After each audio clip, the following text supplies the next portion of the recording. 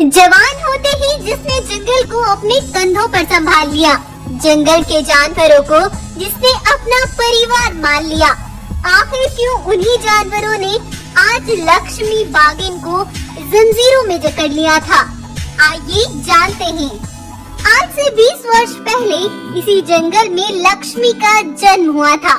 उसके माता पिता एक हादसे में मारे गए थे, इसीलिए जानवरों ने ही लक्ष्मी को पाला और बड़ा किया। सभी जानवर लक्ष्मी को अपने आने वाले कल का सूरज मानते थे। लक्ष्मी बचपन से ही बहुत होशियार थी। दिन ऐसे ही ढलते गए और लक्ष्मी जमा हो गई थी। जानवरों ने उसे जंगल की रानी बना दी। लक्ष्मी हर काम में जानवरों के साथ हाथ बटाती थी। एक बार कुछ जानवर लक्ष्मी से कहते हैं, लक्ष्मी बहन, अब तुम्हें शादी कर लेनी चाहिए। हाँ लक्ष्मी रानी, हम एक बगीरा बाघ को जानते हैं, वह तुम्हारे लिए एक अच्छा रिश्ता है। सबकी बात सुनते हुए लक्ष्मी बगीरा बाघ से शादी कर लेती है और अपने ही जंगल रहती है। कुछ समय बाद लक्ष्मी के यहाँ 2 जुड़वा बच्चे पैदा होते हैं। उन्हें देख लक्ष्मी और बगीरा दोनों बहुत खुश थे। वो उनके नाम राघव और राम रखते हैं। लेकिन उस रात एक अनहोनी हो जाती है। बगीरा के पास एक भालू आता है। महाराज महाराज, एक शिकारी ने मेरा पूरा परिवार बर्बाद कर दिया। वह शिकारी मेरी गुफा पर ही है महाराज, आप मेरे साथ चले। बगीरा भालू के साथ उसकी गुफा पर चला जाता है, लेकिन वहाँ कोई शिकारी नहीं था, बल्कि शेरों की एक सेना थी। और वो भालू भी अपने ऊपर से वो खाल उतार देता है, जो कि भालू नहीं था, बल्कि इन शेरों की सेना का लीडर सिम्बा शेर था। और वो बगीरा को वहीं जान से मार डालते हैं और बगीरा को मारकर वो सभी लक्ष्मी की गुफा पर पहुंच जाते हैं। बगीरा तो इस दुनिया में नहीं रहा, अब तू और तेरे बच्चे भी जिंदा नहीं बच पाएंगे। इतना बोलकर सिम्बा उसके दोनों बच्चों को भी खून में नहला देता है। अपने बच्चों की ये हालत देख लक्ष्मी बेहोश होकर नीचे गिर जाती है और सुबह होने पर सिम्बा ऐलान करते हुए कहता है, बगीरा का पूरा परिवार खत्म हो गया। अब इस जंगल पर मेरी हुकूमत होगी, तुम सब मेरे गुलाम हो। सिम्बा जंगल का राजा बन गया और लक्ष्मी अपने पति और बच्चों को खोने के बाद जैसे पागल हो गई थी। वो अपने होश में न रह सकी, किसी भी जानवर का शिकार कर लेती। सभी जानवर अपनी जान बचाने के लिए लक्ष्मी को एक पिंजरे में कैद कर देते हैं और वो आज तक इसीलिए इस पिंजरे में कैद है। यहाँ से कुछ दूरी पर वृंदावन जंगल में वीर नाम का एक चीता गहरी नींद में सो रहा था। तभी उसे एक सपना आया। सपने में उसने देखा 2 बच्चे पानी में बहते हुए जा रहे हैं। बचाओ बचाओ, कोई हमें बचाओ, हमें बाहर निकालो। तभी वीर चीता की आँख खुल जाती है। ये नदी तो हमारे ही जंगल की थी, मुझे चलकर देखना चाहिए, कहीं मेरा सपना सच तो नहीं है। वीर चीता नदी पर जाकर देखता है तो सच में ही 2 बच्चे नदी में बहते हुए जा रहे थे। तभी वीर जल्दी से पानी में जाकर दोनों बच्चों को बाहर निकालने लगता है और उन्हें अपनी गुफा पर ले आता है। वीर चीता दोनों बच्चों को खुशी खुशी पालने लगता है। समय बीतता है और दोनों बच्चे बड़े हो जाते हैं। एक बार चीता दोनों बेटों को लेकर पास के जंगल में टहलने के लिए जाता है, लेकिन तभी लक्ष्मी बागिन की नजर उन पर पड़ जाती है। मेरे दोनों बेटे राघव और राम आ गए, मेरे बेटे वापस लौट आए हैं। लक्ष्मी की आवाज सुनकर कुछ जानवर और वीर चीता उसके पास आते हैं। सभी जानवर राघव और राम को देखकर दंग रह गए। मैंने तुम सबसे बोला था ना, मेरे बेटे वापस जरूर आएंगे, और देखो मेरे बेटे लौट आए हैं। तब लक्ष्मी और सभी जानवर राघव और राम को सब कुछ बताते हैं और उन दोनों को भी अपने पिछले जन्म की सारी बातें याद आ जाती हैं। तब वो सब इकट्ठा होकर सिम्बा शेर के पास जाते हैं। उनको देख सिम्बा की तो जैसे सांसें ही रुक गई थी। तब वो सभी सिम्बा की सेना पर वार करते हैं और सभी शेरों को जान से मार डालते हैं। नागिन अपना बदला पूरा करती है और उसके बाद से लक्ष्मी और अपने दोनों बेटों के साथ वो खुशी से रहने लगती है। तो अगर आपको ये कहानी पसंद आई है तो इस कहानी को लाइक, शेयर और सब्सक्राइब करना ना भूलें। Thank you. जंगल में बहुत से रंगीन बाघ रहा करते थे। उनके अंदर बहुत सी शक्तियाँ थी। किसी के अंदर आग की शक्तियाँ, किसी के अंदर पानी की शक्तियाँ, तो किसी के अंदर वायु की शक्तियाँ थी। वो सभी बाघ बड़े जालिम थे। वो उन शक्तियों से जानवरों को बहुत परेशान किया करते थे। ओए सुनो भालू, आज तुम जाकर मेरे लिए ताजा ताजा हिरन का मांस लाओ दे। अगर तुमने ऐसा नहीं किया मैं तुम्हें छोड़ूंगा नहीं। तुम सभी जानवरों को डराकर उनसे अपना काम कराते हो, लेकिन मैं तुम्हारे लिए कभी किसी जानवर को नहीं मारूंगा। तुम्हारी इतनी मजाल, मैं तुम्हें जिंदा नहीं छोड़ूंगा। तब वो बाघ अपनी आग की शक्तियों से भालू पर हमला करके उसे जलाकर मार डालता है। ऐसे ही जो भी जानवर उनकी बात को नहीं मानता था तो वो उसे ऐसे ही तड़पा तड़पा कर मार डालते थे। एक बार उन रंगीन बाघों के जंगल में एक सफेद शेर घुस आता है। वो सफेद शेर उन रंगीन बाघों से अपने पिता और अपने पिता के सिपाहियों का बदला लेने के लिए आया था। दरअसल अब से 20 वर्ष पहले वृंदावन जंगल में रघु नाम का एक शेर अपने बेटे बगीरा के साथ जंगल में खुशी से रहता था। रघु शेर की एक रंगीन शेरों की सेना थी जो बहुत ताकतवर थी। वो ताकत इसीलिए थी क्योंकि उन सभी रंगीन शेरों के अंदर अलग अलग तरह की शक्तियाँ थी, जैसे अग्नि की शक्ति, वायु की शक्ति, जल की शक्ति और भी बहुत सी शक्तियाँ थी।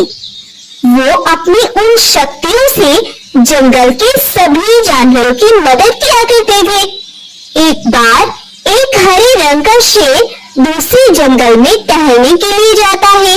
उस जंगल में गर्मी इतनी ज्यादा थी कि इस जंगल में पेड़ पौधे और जमीन भी सूख गई थी। तभी हरे रंग के शेर के पास एक भालू आता है और कहता है, अरे सुनो सुनो शेर भाई, इस तेज गर्मी की वजह से जंगल के नदी तालाब भी सूख चुके हैं और मेरे बच्चे पानी के कारण प्यास से तड़प रहे हैं। भाई अब तुम ही कुछ बताओ, मैं कहाँ से पानी लाऊं? तुम चिंता मत करो भालू, मैं अभी पानी का बंदोबस्त करता हूँ। तब हरे रंग का शेर अपनी जल की शक्तियों से एक पानी की टब भर देता है। यह देख भालू बहुत खुश होता है, लेकिन उसे ये करते एक रंगीन बाघ देख लेता है और वो हरे रंग के शेर का उसके जंगल तक पीछा करता है। सभी शेरों को देख बाघ बोलता है, अच्छा तो ये जादुई शेर इस जंगल में रहता है। मुझे तो लगता है कि ये सभी रंगीन शेर जादुई हैं। मुझे ये बात बंटी महाराज को बतानी होगी। तब वो बाघ अपने जंगल पहुंचता है और अपने महाराज से कहता है, अरे सुनो सुनो महाराज, मैंने एक जंगल में अभी कुछ जादुई रंगीन शेर देखे हैं। उनके अंदर बहुत सी शक्तियाँ हैं। अगर हम उनसे वो शक्तियाँ छीन ले तो हम बहुत शक्तिशाली हो जाएंगे। यह सुनकर बंटी बाघ बहुत ज्यादा लालच में आ जाता है। तब वो अपनी रंगीन सेना को लेकर उनके जंगल में पहुंचता है। वो पूरा दिन सबसे छिपकर पूरे जंगल की निगरानी करता है और रात के समय बाघ देखता है कि वो सभी रंगीन शेर उन शक्तियों को एक मणि के अंदर रख देते हैं। दरअसल वो हर रोज ऐसा ही करते थे, क्योंकि रात के समय वो शक्तियाँ काम नहीं करती थी। इसीलिए वो रात को सारी शक्तियाँ एक जगह इकट्ठा कर देते थे। यह सब देख बंटी बाघ बड़ा खुश हो जाता है। अरे वाह, मजा आ गया। अब हम आसानी से इन शक्तियों को हासिल कर सकते हैं। तब सभी रंगीन शेर वहाँ से चले जाते हैं। तब रघु शेर को अकेला पाकर बाघ उस पर हमला करके रघु को वहीं जान से मार डालता है और रघु को मारकर उस मणि को वहाँ से उठाकर अपने साथ ले जाते हैं। यह सब गुफा में खड़ा बगीरा सब देख रहा था, लेकिन वो डर के मारे कुछ भी नहीं कर पाता। और आज बगीरा उसी का बदला लेने रंगीन बाघों के जंगल में पहुंचता है। अच्छा, तो यह है इन बाघों का राजा बंटी। आज रात मैं इनसे अपनी शक्तियाँ छीन कर रहूंगा। तब बगीरा उस जंगल में रहने वाले सभी जानवरों से एक खुफिया जगह पर मिलता है और कहता है, सुनो भाइयों, मैं जानता हूँ कि उन रंगीन बाघों से तुम बहुत परेशान हो, लेकिन मैं तुम्हें उनसे मुक्ति दिला सकता हूँ। आज रात बस तुम्हें उन सभी रंगीन बाघों को अपने घर दावत पर बुलाना होगा। तब एक गाय बंटी बाघ के पास जाती है और कहती है, अरे सुनो सुनो बंटी बाघ, आज रात आप सभी रंगीन बाघों की दावत हमारे घर पर है। हमने तुम्हारी दावत के लिए ताजे ताजे मांस का बंदोबस्त किया है, आ जाना सब। ये हुई ना बात गाय, अगर तुम रोज ऐसे ही दावत का इंतजाम करोगे तो हम तुम्हें कोई नुकसान नहीं पहुंचाएंगे। तब सभी रंगीन बाघ रात होने पर उन शक्तियों को मणि के अंदर इकट्ठा करके जानवरों के पास दावत पर पहुंचते हैं और मजे से दावत का आनंद लेते हैं। उधर बगीरा जाकर उस मणि को हासिल कर लेता है और सुबह होने पर उन शक्तियों से सभी बाघों को एक पिंजरे में हमेशा हमेशा के लिए बंद कर देता है। सभी जानवर भी उनसे छुटकारा पाकर बहुत खुश होते हैं और उसके बाद से बगीरा और सभी जानवर हंसी खुशी जंगल में रहने लगते हैं। एक ऐसा जंगल था जिसमें बाघ मानव और बाघ का राज चलता था। इन सब का लीडर था शिवा नाम का एक बाघ। शिवा बहुत कट्टर दिल था और इसके सिपाही भी आए दिन जानवरों पर बड़ा जुल्म किया करते थे। आज शिवा बाघ अपने 2 सिपाहियों के साथ दूसरे जंगल के लिए कई दिनों के लिए सैर पर जा रहा है। उधर शिवा के सिपाही बकरी और भालू को कड़ी तेज धूप में काम पर लगा देते हैं। बेचारे दोनों यहाँ मजदूरी कर रहे थे कि तभी उन्होंने देखा विशाल रंगीन शेरनी बहुत तेजी से जंगल में आगे बढ़ रही थी। रीना शेरनी के तूफानी कदमों से शिवा के जंगल की जमीन खोल रही थी। ऐसा लग रहा था जैसे रीमा के बचपन में हुई उस जुल्म का बदला आज पूरा होगा। उन्होंने शिवा के सिपाहियों को उंगली फाड़ कर जख्मी कर दिया। वो उन्हें तेजी से मार रही थी, लेकिन तभी तेजी से दौड़ती हुई एक गाय आई और रीना शेरनी का रास्ता रोक कर बोली, रीमा रुक जाओ, मैं जानती हूँ इन सबको खून करने का हक तुम्हारा है, लेकिन जुल्मों की बेड़ों में बंधी तुम्हारी माँ जो सालों से तुम्हारा इंतजार कर रही है, उसका क्या? क्या माँ जिंदा है? हाँ, वो आज भी तुम्हारे आने का इंतजार करती है। रघु इस जंगल में बड़ी शान से अपनी पत्नी के साथ रहता था। रघु की पत्नी गर्भवती थी। एक बार एक बाघ मानव तेजी से भागता हुआ इनके राज दरबार आया। महाराज महाराज, पास के जंगल में बहुत से भेड़िए घुस आए हैं, जल्दी से जाकर वहाँ के जानवरों को बचा लीजिए महाराज। रघु तेजी से अपने कुछ सिपाहियों के साथ तुरंत जंगल से निकल गया और जैसे ही वो थोड़ी दूर चला, जंगल के बीच पहुंचकर रघु को शिवा और उसके सिपाहियों ने घेर लिया। मैं सालों से ऐसे ही मौके की तलाश में था और आज तू खुद चलकर मेरे पास आया है। शिवा और उसके सिपाहियों की तादाद ज्यादा थी। उन्होंने रघु और उसके सिपाहियों पर हमला कर दिया और उन्हें मौत की घाट उतार दिया। उधर रघु की पत्नी ने एक नन्ही शेरनी को जन्म दिया जो कि अद्भुत रंगीन थी। ये है मेरी प्यारी रीना। जब तुम्हारे पिता तुम्हें देखेंगे तो उनकी खुशी का ठिकाना नहीं रहेगा। रीमा की माँ ऐसे बोल ही रही थी कि तभी शिवा अपने सिपाहियों के साथ रघु की गुफा पर पहुंचा। तेरे पति को तो मैंने बहुत सुकून की मौत दी है, लेकिन मैं तुझे मौत नहीं दूंगा। इस जंगल पर मेरा राज और जुल्म तू और तेरी बेटी अपने आँखों से देखेगी। शिवा बहुत बेदर्दी से घसीटता हुआ रघु की पत्नी को लेकर गया और एक सुनसान जगह जाकर उसे एक पेड़ में बांध दिया।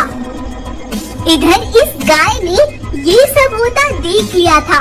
वो चुपके से रीना के पास गई और बोली, यहाँ से भाग चलो रीमा, जल्दी करो, नहीं तो शिवा के जुल्म से कभी आजाद नहीं हो पाओगी।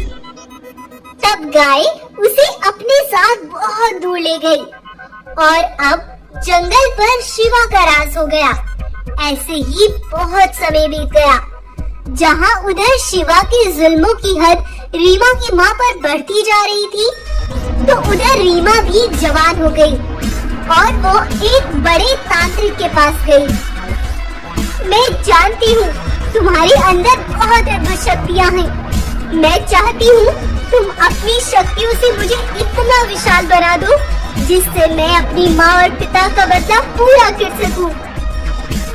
रीमा तांत्रिक को सब बताती है। तुम विशाल ताकतवर शरीर तो हासिल कर लोगी, लेकिन फिर कभी अपने असली रूप में नहीं आ पाओगी। मुझे स्वीकार है। तब वह तांत्रिक रीमा शेरनी के अंदर अपनी अद्भुत शक्तियाँ डालते हैं, जिससे रीमा एक विशाल रूप ले लेती है। रीमा शेरनी विशाल रूप लेकर अपने जंगल गई है। जब गाय को ये पता चला तो वो तेजी से दौड़ती हुई आई और रीमा शेरनी को उसकी माँ के पास ले गई, जो कि खून में लथपथ एक पेड़ से बंधी हुई जख्मी हालत में पड़ी थी। वो आएगी, मेरी रीमा मुझे बचाने जरूर आएगी, वो आएगी। मैं आ गई हूँ माँ, मैं आ गई हूँ। मैं उस शिवा को नोच नोच कर खा जाऊंगी। रीमा शेरनी गाय से कहती है, तुम माँ को यहाँ से दूर हमारे जंगल ले जाओ, मैं उस शिवा से निपट लूंगी। गाय रीमा की माँ को लेकर वहाँ से चुपके से अपने जंगल आ गई और इसका इलाज करने लगी। उधर आज शिवा भी अपने सिपाहियों के साथ जंगल वापस आ गया, लेकिन राज दरबार में घुसकर उसने देखा कि उसके कुछ सिपाही पूरी तरह जख्मी हालत में मरे हुए थे। तो वो तुरंत रघु की पत्नी को देखने गया, तो वहाँ वो भी नहीं थी। ये बूढ़ी शेरनी कहाँ गई? कहीं भेड़िया तो नहीं चबा गया? चबा कर तो अब मैं तुझे खाने वाली हूँ। नहीं नहीं, तू जिंदा नहीं हो सकती। इस विशाल रूप से तू मेरा अंत नहीं कर सकती। मैं तुझे भी तेरी माँ की तरह ही बंदी बना कर रखूंगा। वो समय अब गया शिवा, तुझे अब मुझसे कोई नहीं बचा सकता। तब रीमा एक ही बार में शिवा बाग का खून कर डालती है। कुछ समय बाद रीमा की माँ भी स्वस्थ हो जाती है और अब जंगल पर रीमा का राज होता है। सब खुशहाली भरा जीवन व्यतीत करने लगते हैं। इस तरह रीमा ने विशाल रूप धारण करके अपने जंगल को शिवा के जुल्मों से बचा लिया। तो अगर आपको ये कहानी पसंद आई है तो इस कहानी को लाइक, शेयर और सब्सक्राइब करना ना भूलें। जुलाई का महीना था और कड़ाके की बिजली चमक रही थी। पिछले 10 दिन से एक भी क्षण को बारिश रुकने का नाम नहीं ले रही थी। पूरा जंगल पानी से डूब रहा था। बेचारे जानवर अपने अपने घरों में कैद थे। हर किसी को अपनी अपनी चिंता सताई जा रही थी। लेकिन 10 दिन की इस मूसलाधार बारिश ने जंगल के कोने कोने को पानी से भर दिया था। जहाँ हर किसी को अपना जीवन मुश्किल दिखाई दे रहा था, वहाँ रामा के लिए यही मुश्किल नहीं थी, बल्कि रामा की माँ पिछले 4 दिन से तेज ज्वर से तप रही थी और छोटा रामा पानी में ही परेशान होता हुआ वैद्य बाज के पास गया। मेरी माँ बहुत बीमार है, मुझ पर दया करो, मेरी माँ को चलकर देख लो। चिंता मत करो बेटा, तुम जाओ, मैं आकर देखती हूँ। बाज उड़कर रामा की माँ के पास आ गया। उसने रामा की माँ की जांच की।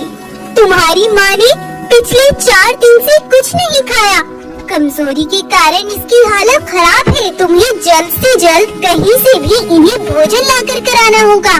रामा बेचारा अपनी माँ के लिए घर घर भोजन तलाश कर रहा था, लेकिन कोई भी आज जैसे उसकी मदद करने के लिए तैयार नहीं था और वो चलते चलते बहुत आगे बढ़ गया। वहाँ बाग की एक गुफा के सामने कुछ सिपाही बहुत सारा भोजन कर रहे थे। रामा ने उनसे भोजन मांगा, लेकिन उन्होंने देने से इनकार कर दिया। तब रामा ने मांस के टुकड़े और भोजन को उठाया और वहाँ से तेजी से भाग गया। सिपाही रामा के पीछे पड़ गए, लेकिन वो तेजी से वहाँ से भागकर निकल गया। रामा ने आकर भोजन अपनी बीमार माँ को दिया। माँ उठ जाओ, देखो मैं तुम्हारे लिए भोजन लाया हूँ, इसे खाकर तुम चल सकोगी। माँ क्या हुआ माँ, तुम बोलती क्यों नहीं? नहीं नहीं, तुम मुझे छोड़कर नहीं जा सकती। रामा की माँ दुनिया छोड़कर चल बसी और आज रामा खुद को सबसे बेबस महसूस कर रहा था। तभी तेजा नाम का बाघ उसे दिलासा देने के लिए वहीं पहुंच गया। मत रो बेटा, अपने आंसू पोंछ लो। मांगने वाले को ठोकर मारती है ये दुनिया और छीनने वाले के सामने सब दुम हिलाते हैं। खड़े हो जाओ, आगे बढ़ो। तेजा वहाँ से चला गया और आज पूरी रात रामा के दिमाग में उसकी यही बात गूंजती रही। मत रो बेटा, अपने आंसू पोंछ लो। मांगने वाले को ठोकर मारती है ये दुनिया और छीनने वाले के सामने सब दुम हिलाते हैं। खड़े हो जाओ, आगे बढ़ो। और अगली सुबह होते ही रामा तेजा के पास पहुंच गया। मुझे पता था तुम आओगे, तुम्हें आना ही था। मुझे मेरा काम बताओ, मुझे क्या करना होगा? कोई यहाँ लूट कर माल लाता है तो कोई किसी को मार कर और अपना हिस्सा लेता है, लेकिन तुम्हें सबसे बढ़कर काम करना होगा। तब से रामा तेजा के सिपाहियों के साथ मिलकर मुसाफिरों को लूटता तो कभी किसी का खून बहाकर माल लाता और सारा धन सोना लूटकर वो काली घाटी के पत्थरों के बीच एक गुफा में लाकर जमा कर देते थे। ऐसे ही समय के साथ साथ रामा तेजा के सिपाहियों का ऑनर बन गया और वो हर रोज सोना लूटकर तेजा के सामने रख देता था। मुझे पता था तुम सबसे ज्यादा काबिल बनोगे और तुमने कर दिखाया, लेकिन एक काम है जो सिर्फ तुम ही कर सकते हो। जो भी काम है बताओ, मैं तैयार हूँ। आज रात रघु शेर अपने जंगल का सारा धन लेकर नील नदी के पास से वृंदावन जंगल के लिए निकलेगा। उसके सिपाही बहुत ज्यादा है। अगर तुमने उसे लूट लिया तो आसपास के सारे जंगल हमारे कब्जे में होंगे। महाराज, आपके सारे एहसानों को पूरा करने का समय आ गया है। सुबह तक हमारी काली घाटी की गुफा सोने से भरी होगी, तुम चिंता मत करो। रात बीत गई और सुबह के पहले पहर में ही तेजा काली घाटी की गुफा में पहुंचा। जब उसने गुफा को खोला तो हक्का बक्का रह गया। नहीं नहीं नहीं, वो ऐसा नहीं कर सकता। सालों से इकट्ठे किए धन को वो एक रात में खत्म नहीं कर सकता। मैं उसे छोड़ूंगा नहीं।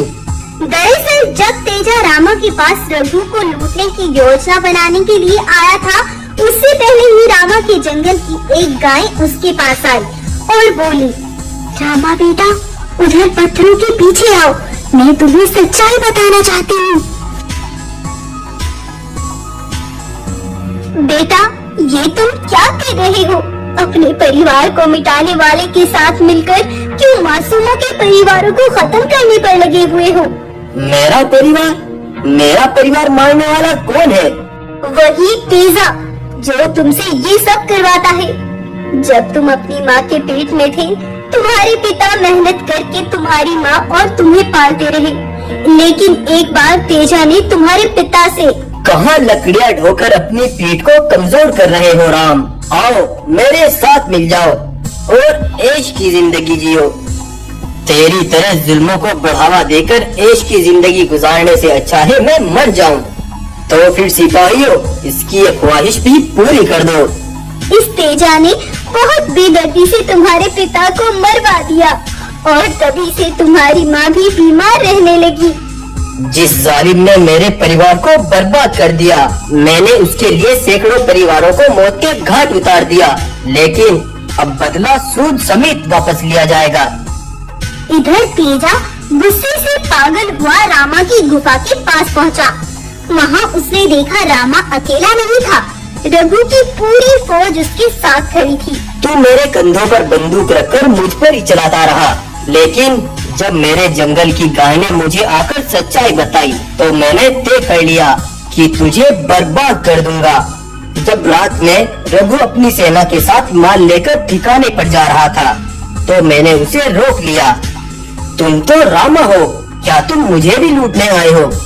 नहीं रघु, बल्कि मैं आज तुम्हें कुछ देना चाहता हूँ, लेकिन उसके बदले मुझे तुम्हारा साथ चाहिए।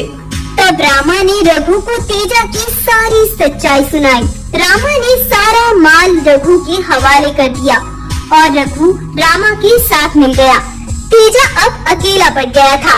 रामा ने उसे वहीं खत्म कर दिया और फिर रघु के सिपाहियों के साथ वो तेजा के सिपाहियों के पास पहुंचा और उन्हें जान से मार डाला।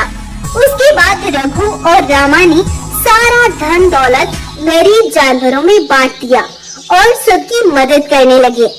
इस तरह एक ईमानदार बाप के बेटे ने भी ईमानदारी का रास्ता अपना लिया। तो मुश्किलें चाहे जितनी भी बड़ी क्यों ना हो, हमें सच्चाई का रास्ता अपनाना चाहिए। तो आपको आज की ये कहानी कैसी लगी, हमें कमेंट करके जरूर बताएं।